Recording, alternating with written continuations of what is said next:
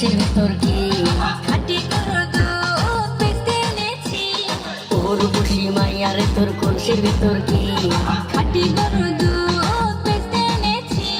দে না একটু খাই দাম না আগে যাই, আর দে না একটু খাই দাম না আগে যাই। তোদের মতো ভিড় খাওয়াতে চিনে